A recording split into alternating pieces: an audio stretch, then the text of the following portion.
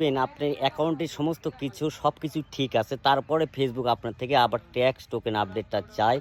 আসলে এটা কেন চায়? এই ভুলটা কেন হয়? বা Facebook বারবার আপনার থেকে কেন এই সমস্যাটা করে? আপনি তো ১ম অবস্থায় সমস্ত সেটিংগুলো সব ফুলফিল করেছেন। তারপরে কেন এই সেটিংটা আসে বা কেন Facebook নোটিশটা করে?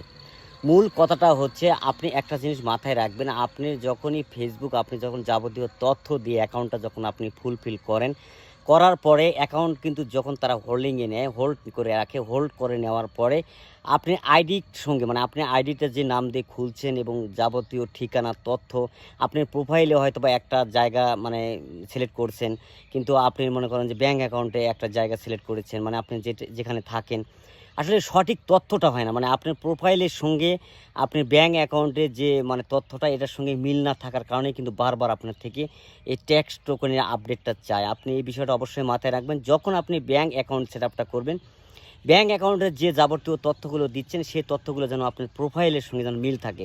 কথাটা মাথায় রাখবেন, তাহলে কিন্তু বারবার এই সমস্যাটার মধ্যে আপনারা পড়বেন না।